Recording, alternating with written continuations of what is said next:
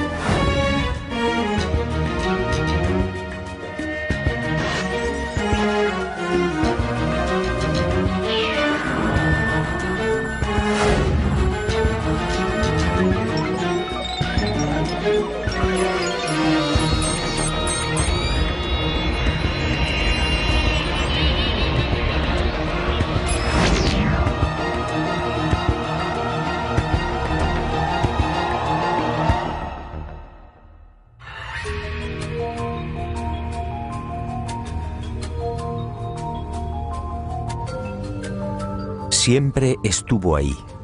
El hombre primitivo alzó también la vista hacia ella y sintió curiosidad.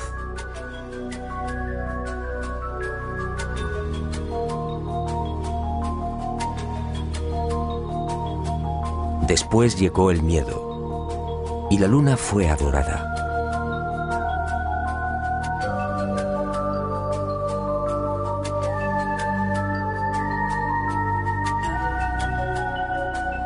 Más adelante los seres humanos la convirtieron en un sueño, a veces bello, a veces terrorífico. Y el satélite natural de la Tierra se convirtió en emblema de lo utópico, de lo inalcanzable.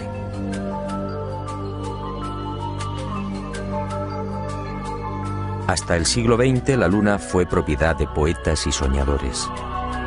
Algunos más audaces llegaron incluso a describirla. En el año 499 a.C., el filósofo griego Anaxágoras enseñaba que la Luna es un astro habitado, con infinidad de valles y montañas. Y otro tanto pensaba Demócrito, el creador de la teoría atómica, nacido también en el siglo V a.C. Pitágoras creía igualmente en una luna viva y habitada. Y su discípulo Filolao iría más allá, asegurando que nuestro satélite natural se hallaba habitado por seres 15 veces más grandes que los humanos. Y acertó al afirmar que el día lunar equivale a 15 días terrestres. Después llegaron los libros. Plutarco, en el siglo I de nuestra era, describe la Luna como una segunda Tierra. Y con los libros, los viajes. Fue hacia el año 160 después de Cristo cuando el griego Luciano de Samosata escribe el primer viaje a la Luna. En su obra Historia verdadera, una tromba de agua arrastra un barco hasta la superficie lunar. Ariosto, en el Orlando Furioso, asegura que la Luna es un gran valle en el que se encuentra todo lo que hemos perdido en la Tierra: riquezas, coronas, honor y esperanza. En 1638 aparece en Inglaterra El hombre en la Luna, otro libro que causa sensación. Su autor, el obispo Francis Godwin, envía a la Luna al aventurero español Domingo González, con la ayuda de una pareja de gansos amaestrados. Fue con Galileo en el siglo XVII, cuando las viejas ideas de los griegos sobre la Luna empiezan a tomar consistencia. Galileo inventa el telescopio y queda asombrado al contemplar los cráteres y las grandes superficies oscuras que son identificadas con mares. En 1647, John Hevelius traza el primer mapa lunar y lo publica en su libro Selenografía, afirmando que la Luna estaba repleta de ciudades.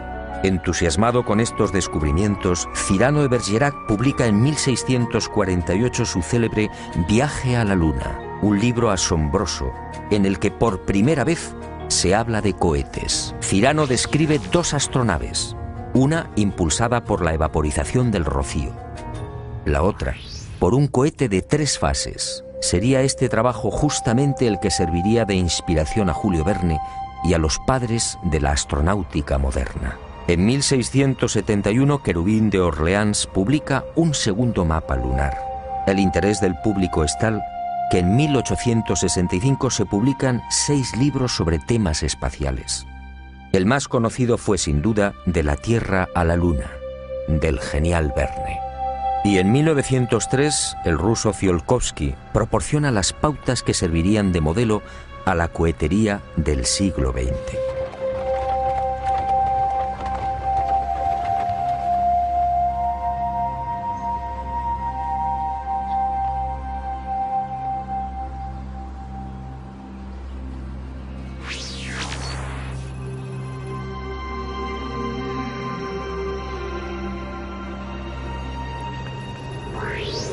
Antes de entrar de lleno en las claves de esta historia, permítame un apunte que guarda estrecha relación con lo que quiero contarle.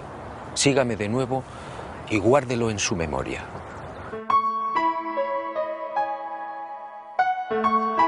Además de esas viejas y románticas ideas sobre la Luna y de la literatura más o menos fantástica sobre los viajes a nuestro enigmático satélite natural, la historia de la humanidad aparece igualmente repleta de otros no menos misteriosos fenómenos registrados en la superficie lunar. En el verano de 1178, al poco de ponerse el sol, un grupo de monjes de la Catedral de Canterbury observó en el filo de la Luna un formidable resplandor acompañado de gigantescas llamaradas. En 1789, el astrónomo Schroeder contempló atónito una enorme zona iluminada en la llamada región de los Alpes lunares. A lo largo de ese año, otros observadores dieron fe de la presencia en la superficie de la Luna de increíbles y desconcertantes luces que se movían entre mares y cráteres. En 1820, el también astrónomo François Arago publicó en los Anales de Química y Física el relato de otra asombrosa observación. Durante un eclipse, toda una formación de luces evolucionó sobre la Luna, manteniendo el orden de vuelo durante los virajes. En 1843, el mencionado astrónomo alemán Johann Schroeder asistió a otro fenómeno para el que tampoco se ha encontrado explicación. Al observar el cráter Linné en el Mar de la Tranquilidad, el científico comprobó algo desconcertante. El citado cráter de unos 7 kilómetros de diámetro cambiaba regularmente de forma. Poco después, para asombro de la comunidad científica, el cráter en cuestión desapareció por completo. ¿Qué había ocurrido? En 1971, Apolo 15 sobrevoló la zona y fotografió Linné. El desconcierto de los astrónomos fue total. El cráter Linné solo tenía 2.700 metros de diámetro y estaba allí. En 1877, el astrónomo inglés Klein fue testigo de otras intensas y rápidas luces que se dirigieron al centro del cráter Platón. Una vez en la caldera, las luces se reunieron formando un triángulo. En 1950, el Dr. Wilkins era testigo de otro suceso aparentemente imposible. En el centro del cráter Aristarchus se encendió de pronto una gran luz, iluminando una amplia región lunar. Grandes llamaradas en la superficie de la Luna, luces en formación.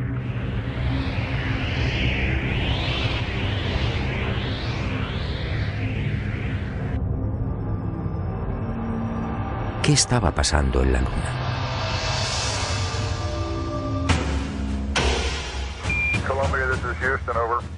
Y en julio de 1969, al fin, el ser humano cumplió su viejo y añorado sueño. El Apolo 11 se posaba en el Mar de la Tranquilidad.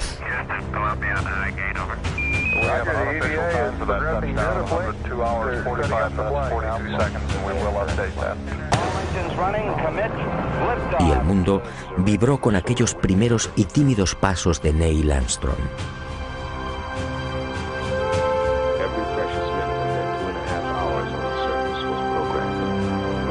Pero el mundo, una vez más, fue engañado.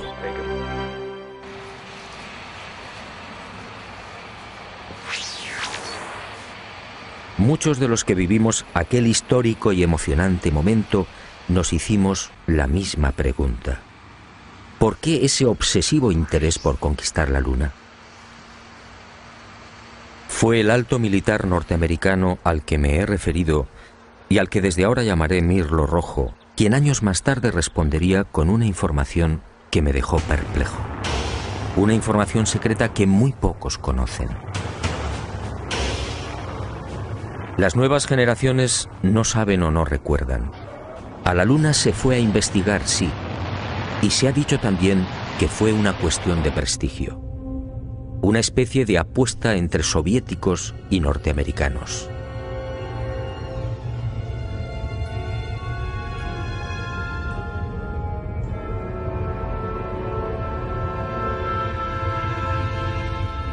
Pero hubo algo más.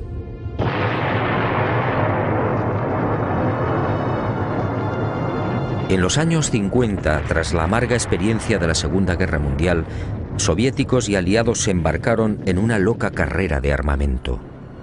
Aquel periodo fue conocido como Guerra Fría. Una peligrosa etapa en la que llegaron a fabricarse 15.000 bombas nucleares y 9.000 misiles intercontinentales. Y de pronto soviéticos y occidentales experimentaron un brusco giro. De la noche a la mañana, sin aparente justificación, la URSS sorprendió al mundo, situando en órbita el primer satélite artificial, el Sputnik. Era el 4 de octubre de 1957. Y armas nucleares y misiles intercontinentales quedaron en segundo plano. ¿Por qué? Y la opinión pública, atónita, asistió a otra sucesión de acontecimientos no menos desconcertante. Estados Unidos se enganchó también a la incipiente carrera espacial, manteniendo en la sombra su obsesión armamentística. Pero los soviéticos mantuvieron la delantera. Mientras los norteamericanos fallaban una y otra vez en los lanzamientos, el 12 de septiembre de 1959, el Lunik 2 ruso conseguía el primer impacto en la Luna. Poco después, el Lunik 3 enviaba las primeras imágenes de la cara oculta. Y el mundo siguió preguntándose, ¿qué ocurría? ¿Por qué este obsesivo interés por conquistar el espacio y sobre todo la Luna? Pero soviéticos y norteamericanos siguieron guardando silencio sobre sus auténticos intereses. Los humillados norteamericanos recibirían el golpe de gracia el 12 de abril de 1961. Ese día el cosmonauta Yuri Gagarin se convirtió en el primer ser humano que orbitaba la Tierra. Y el mundo, en especial la nación norteamericana, fue sorprendido de nuevo. 44 días después de la hazaña de Gagarin, el presidente Kennedy compareció ante el Congreso, comprometiéndose a lavar el honor del país. En aquella oportunidad, un Kennedy firme y sereno asombró al mundo.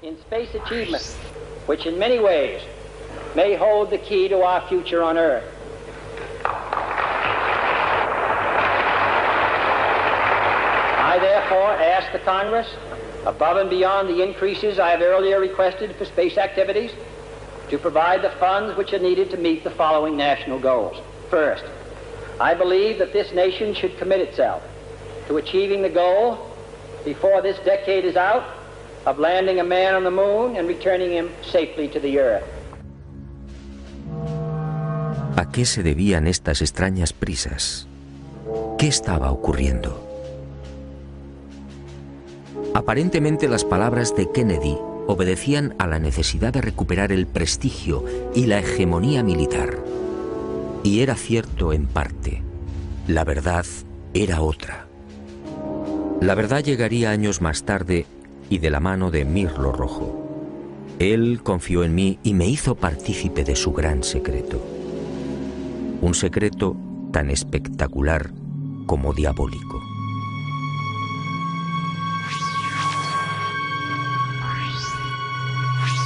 Soviéticos y aliados mintieron a la hora de justificar aquella loca carrera espacial. Todo empezó en la década de los años 40.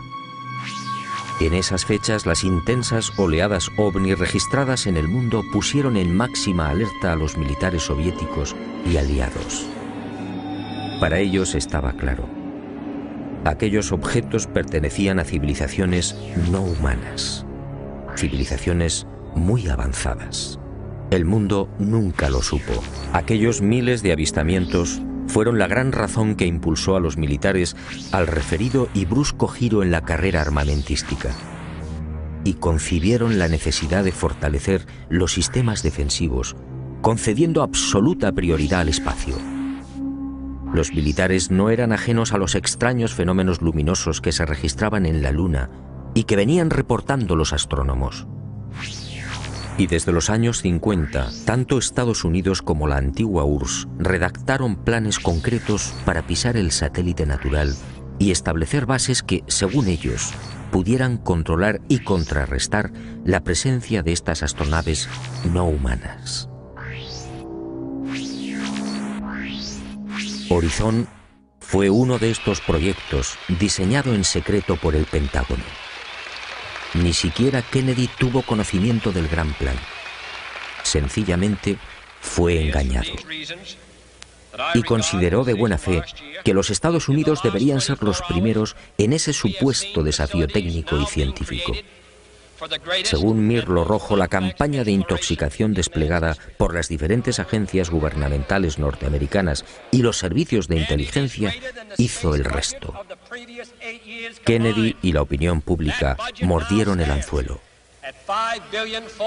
En la noche del 24 al 25 de julio de 1955 se produjo un nuevo incidente ovni que aceleraría los planes de los militares. Esa noche los observatorios astronómicos de Leningrado y Monte Palomar descubrieron un gigantesco cilindro a 500 kilómetros de la Tierra, orbitando a 30.000 kilómetros por hora. El objeto tenía más de 10 kilómetros de longitud. Días después, soviéticos, norteamericanos, franceses e ingleses se reunían en secreto en Ginebra, confirmando sus temores. Aquella formidable máquina, obviamente, no era humana. Pero ocurrió algo imprevisto. Los soviéticos no aceptaron los consejos y directrices de los militares aliados para establecer un proyecto conjunto en el control del espacio. Y el 4 de octubre de 1957, ante la sorpresa del mundo y la irritación de los aliados, tomaron la delantera con el ya referido lanzamiento del Sputnik.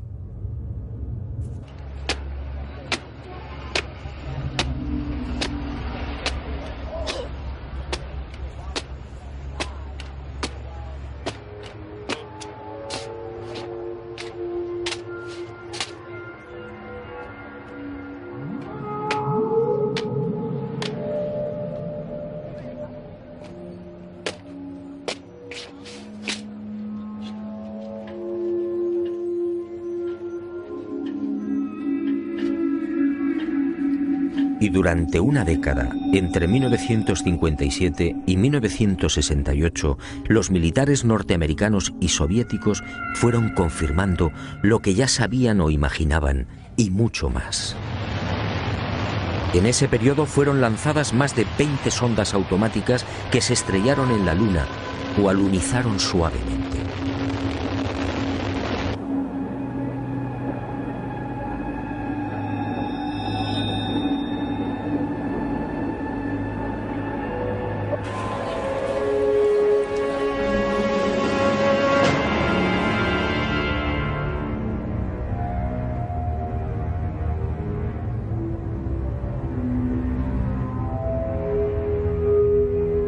En total, sin contar las imágenes obtenidas por la URSS, la NASA recibió 230.000 fotografías del satélite natural.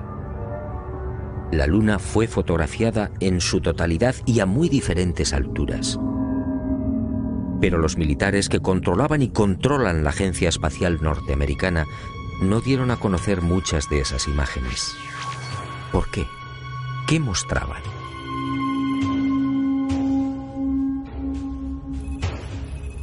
Cuando Mirlo Rojo me entregó algunas de estas fotografías, quedé desconcertado.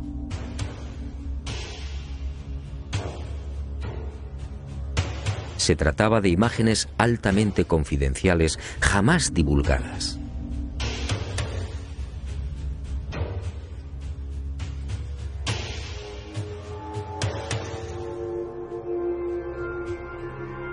En una de ellas, tomada por la sonda Orbiter 2 en noviembre de 1966, se aprecian dos muros o carreteras paralelos de 27 kilómetros de longitud. Cada una de estas construcciones totalmente artificiales tiene una anchura aproximada de 450 metros. En el muro o carretera de la derecha se aprecia incluso un curioso detalle. La construcción ha sido alterada rompiendo la impecable línea recta con una curva de 1000 metros. En otra de las fotografías, los militares norteamericanos descubrieron lo que llamaron la Gran Presa, una no menos enigmática construcción de 5 kilómetros de longitud al norte del Mare Imbrium. El 19 de noviembre de 1966, la misma Orbiter 2 captaba a 48 kilómetros de altura y sobre el Mar de la Tranquilidad otra extraña formación. En esta ocasión se trataba de enormes pilares o monolitos perfectamente alineados de 3 en fondo. En total, 30 obeliscos de idéntica altura. Aquello obviamente no podía ser una formación natural. En total, según mi confidente, NASA terminó censurando 900 fotografías. Todas ellas pasaron directamente a los archivos del Pentágono. En ellas se distinguen grandes plataformas, posibles ruinas de edificios o ciudades, carreteras y gigantescas cúpulas. Las sospechas de los militares, en efecto, se cumplieron y prosiguieron con el plan previsto.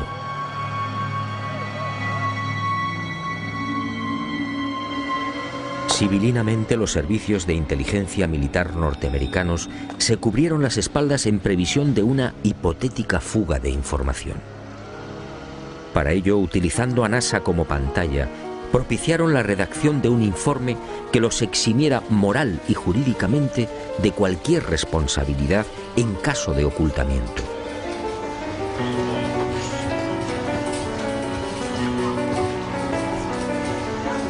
Este documento, conocido como Informe Brookings, redactado por prestigiosos científicos, sociólogos, políticos y economistas, fue presentado a la Cámara de Representantes e impreso en abril de 1961. Curiosamente, un mes antes del célebre discurso de Kennedy en el Congreso. Es decir, cuando NASA, la gran tapadera de los militares, estaba a punto de recibir luz verde y los necesarios dineros para el proyecto Apolo. En este informe, además de reconocer que la vida extraterrestre es una posibilidad real, se aconseja a NASA que no difunda los posibles hallazgos que pueda encontrar en la carrera espacial. En la página 215, en la sección titulada Implicaciones de un descubrimiento de vida extraterrestre, el documento señala que la exploración del espacio podría desembocar en el hallazgo de artefactos no humanos. En ese supuesto, continúa el informe Brookings, nuestra civilización se vería amenazada por un irremediable proceso de desintegración, tal y como ha sucedido en la Tierra en otras épocas y con otros pueblos. Este documento efectivamente no deja en buen lugar a la supuesta democracia norteamericana. Hablemos claro. En el informe Brookings, sencillamente, se anima a NASA a ocultar información. Y eso fue lo que hicieron.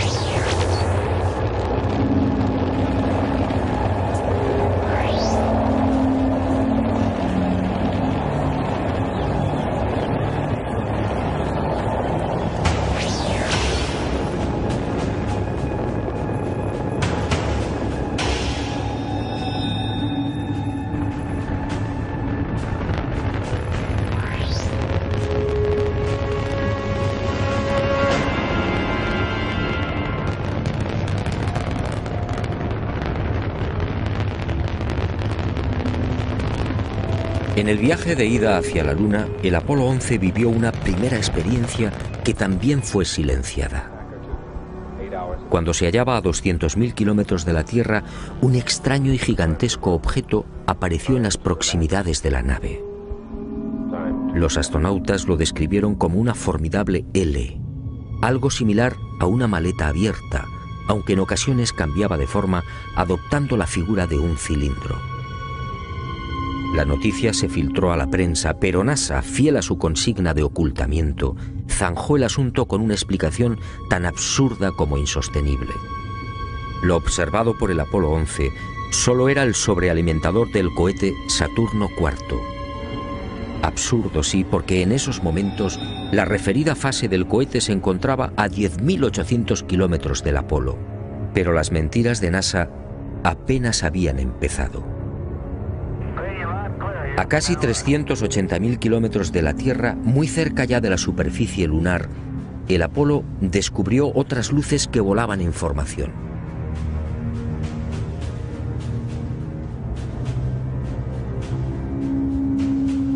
Según Mirlo Rojo, aquellas luces parecían esperar al Apolo 11.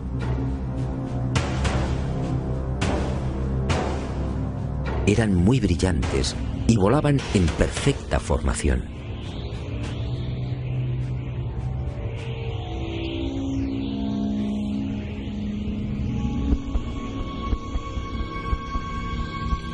Poco después se alejaron a gran velocidad, desapareciendo hacia la superficie de la Luna. Los astronautas tenían razón. Aquello parecía un recibimiento. Pero lo más espectacular estaba por llegar.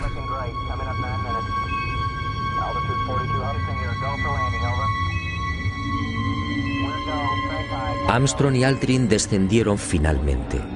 Su compañero Collins permaneció en órbita lunar a 110 kilómetros de altura.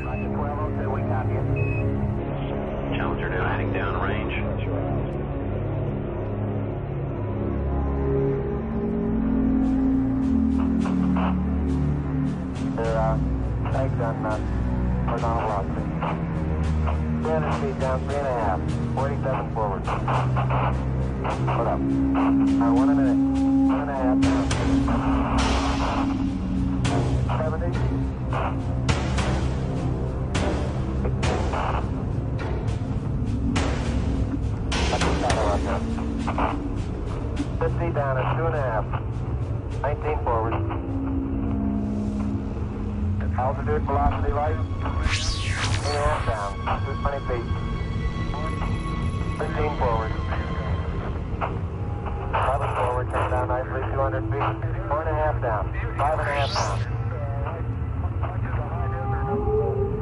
660, 6.5 down, 5.5 down. 9 forward. Yes. 20 feet. 100 feet, 3.5 down, 9 forward. 5%. How many bite? 75 feet. That's looking good, down a half. 6 forward. Challenger now heading downrange.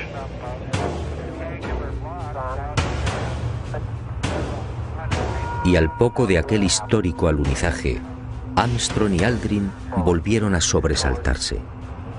La frecuencia cardíaca se disparó hasta 150 y 160 latidos por minuto. Las palabras de Armstrong, atropelladas, dejaron perplejos a los técnicos de Houston.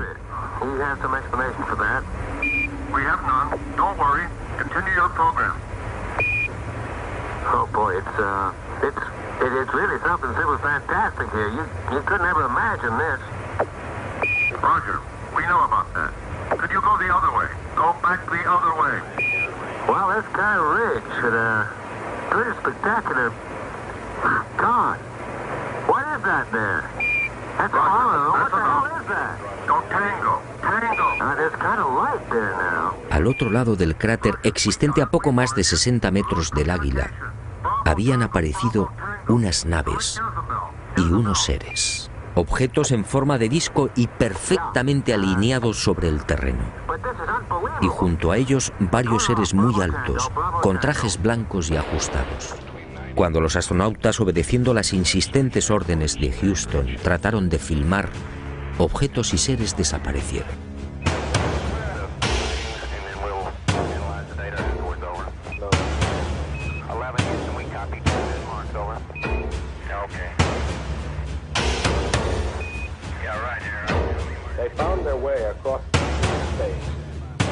Y llegó el momento culminante, el verdadero objetivo de Apolo 11, la secreta razón que impulsó a los militares a conquistar la Luna.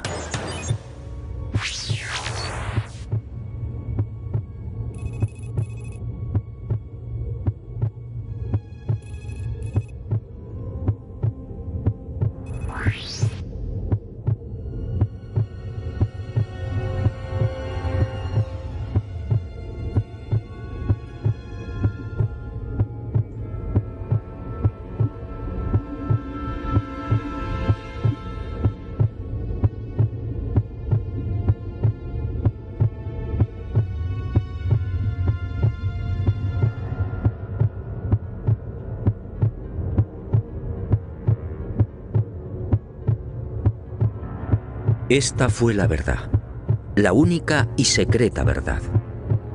Aquel 21 de julio de 1969, Armstrong y Aldrin se alejaron escasos metros del módulo, filmando esta increíble construcción.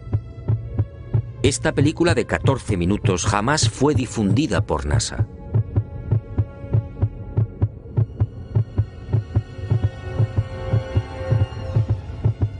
Mirlo Rojo fue uno de los pocos norteamericanos que tuvo acceso a ella. A escasos metros, sí, del Águila. Y no fue casualidad. Todo estaba minuciosamente programado.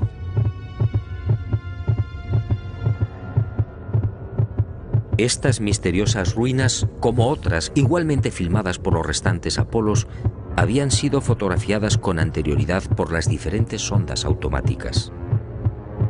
Una de ellas, la Surveyor 5, lanzada el 8 de septiembre de 1967, fue decisiva. Alunizó en el Mar de la Tranquilidad, muy cerca de esta construcción, enviando 19.000 fotografías.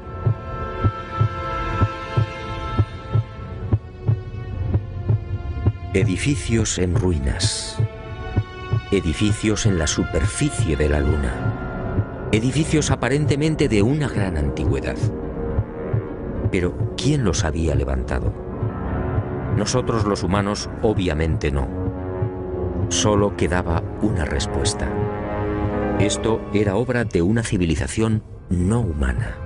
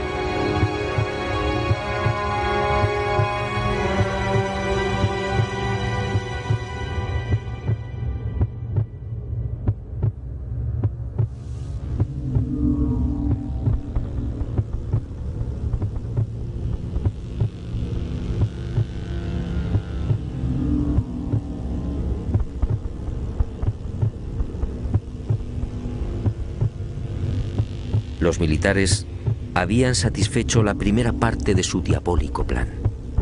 Ahora quedaba la segunda.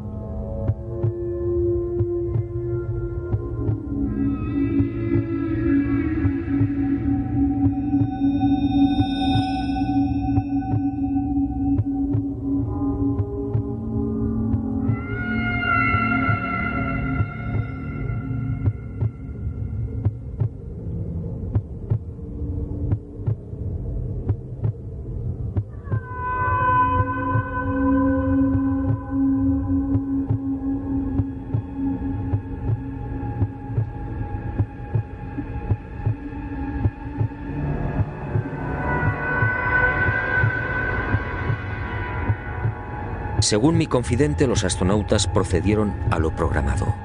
Recogieron muestras de los muros, tomaron medidas y se retiraron.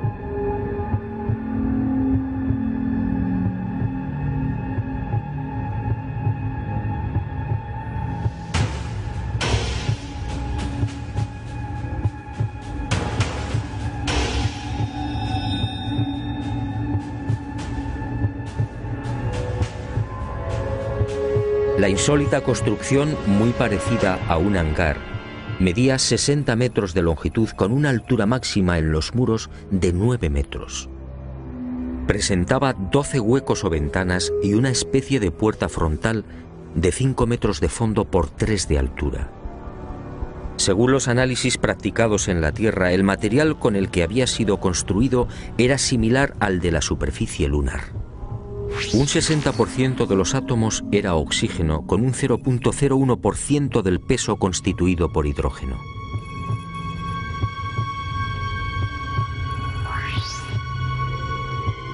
Las paredes se hallaban muy erosionadas.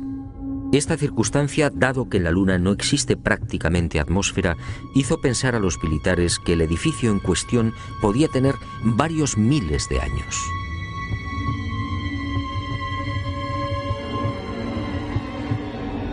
La secreta excursión de Armstrong y Aldrin a este hangar y naturalmente los 14 minutos de película jamás fueron difundidos por NASA. Oficialmente no existen. Pero poco faltó para que la increíble aventura se filtrara a la opinión pública. Todo se debió a un error de NASA que permitió la publicación en aquel 21 de julio de una escueta e incomprensible noticia.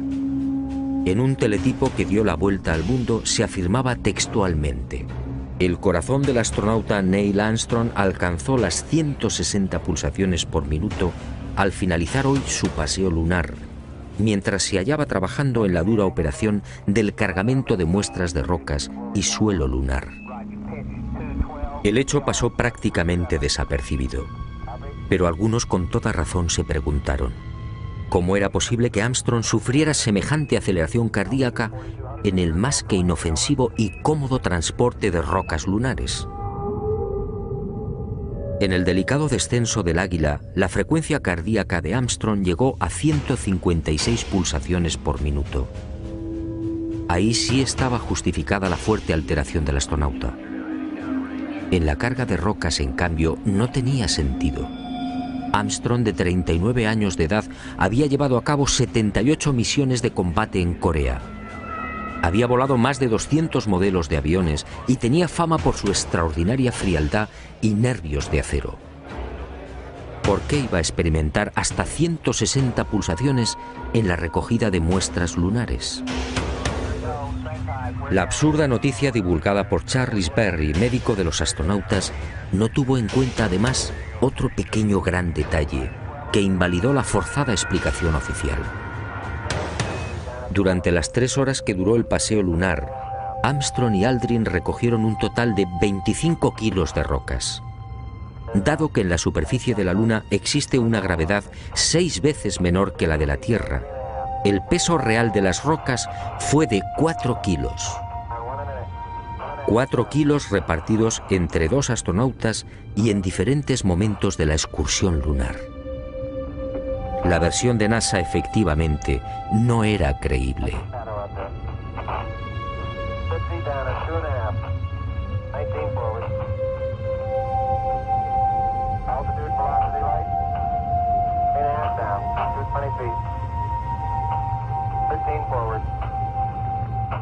Una vez más, mintieron.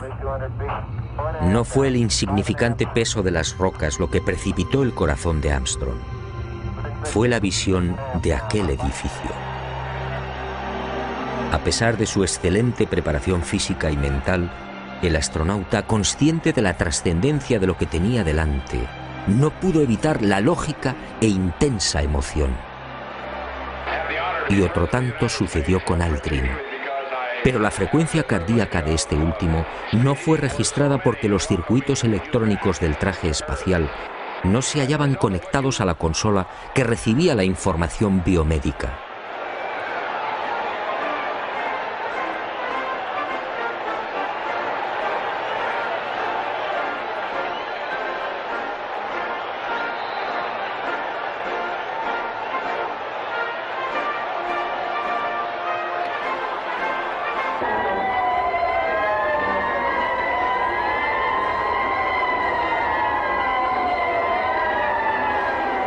Los hombres del planeta Tierra posaron aquí su pie por primera vez. Julio de 1969. Hemos venido en son de paz, en nombre de toda la humanidad.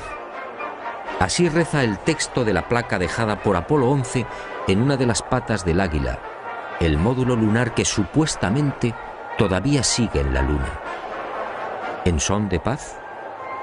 Nueva mentira de NASA y de sus propietarios, los militares norteamericanos.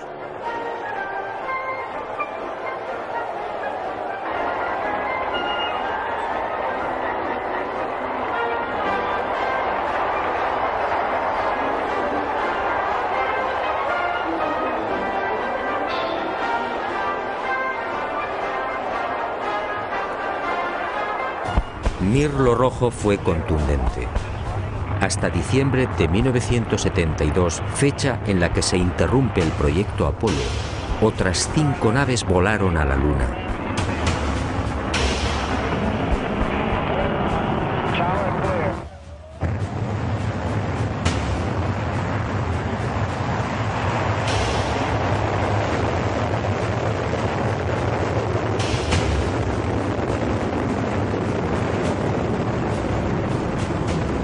Y volvieron a filmar construcciones.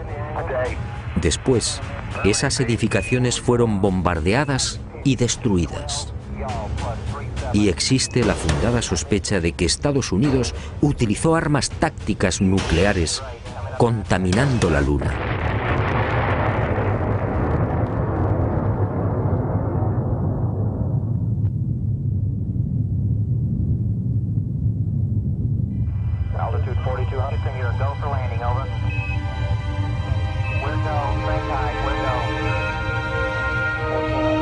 Así se cerró la segunda fase del diabólico plan. Los militares norteamericanos no lo consintieron. Esas estructuras podían provocar el caos en la Tierra. Eso dijeron.